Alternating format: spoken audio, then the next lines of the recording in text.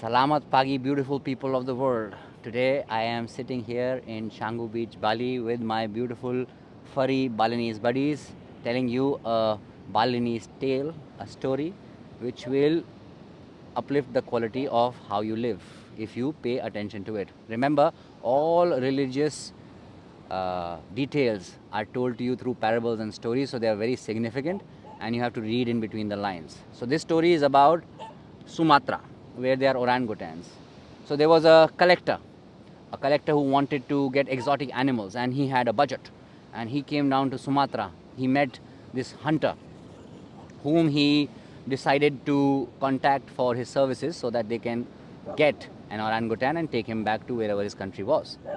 So now he was talking finances. So the hunter said, it's simple, $500 for me, $500 for my dog, and $500 for my tribal help.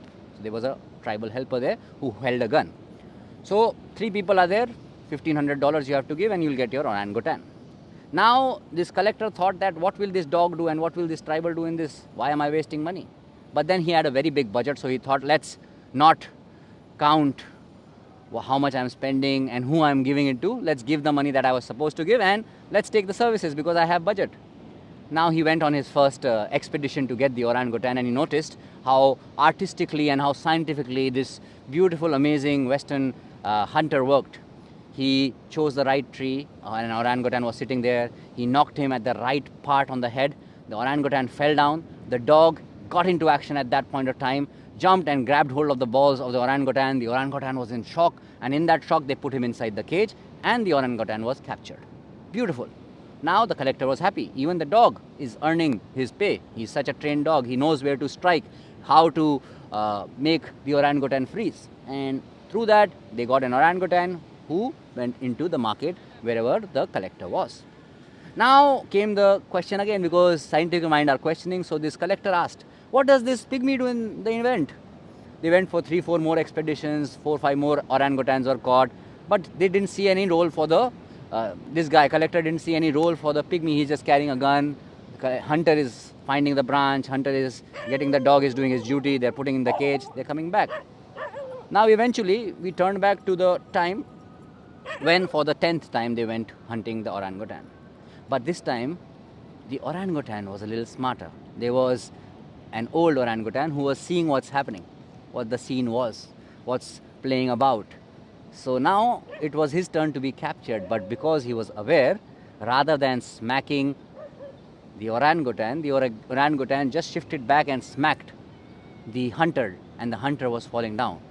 And now the hunter is falling down from the tree. And in his falling down, he shouted to the pygmy, to the tribal, pick up your gun and shoot the bloody dog. So now the collector realized the attention to detail with which the hunter had planned.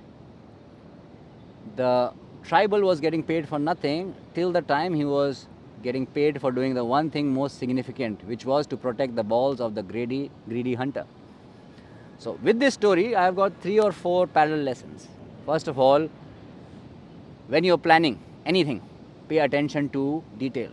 In Bali, I was sitting in a restaurant the other day. There were like 3 men, 25-year-old men, but I'll call them boys. They were planning some big business of millions of dollars and they had a laptop and this, that, and they were acting like it's a school boardroom meeting. And this is so difficult. You're planning life. And they're like, okay, we'll do this, we'll show that we are helping the community, we'll show this, and then you can get more money, we can be greedy. So in their greed, they had forgotten reality and they were planning like a schoolboy. Oh, we'll use this, we'll use that, we'll use this. And their plans were very scattered and schoolboyish. That shows me that there is lack of attention to detail even with planning. Secondly, realize that when nature wants, all your planning will go to bullshit. Because awareness and natural intelligence is way beyond learned intelligence and knowledge. So your scheming and planning will fail the day the orangutan realizes and watches you and smacks you and you fall down. Okay? So be prepared for that.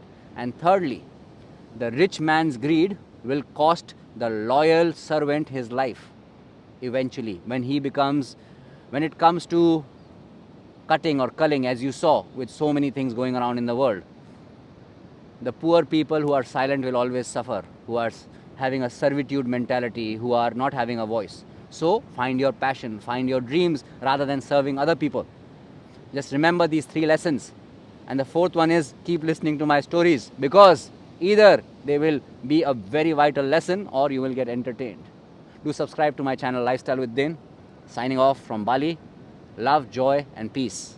And stay away from anyone who asks you to go orangutan hunting.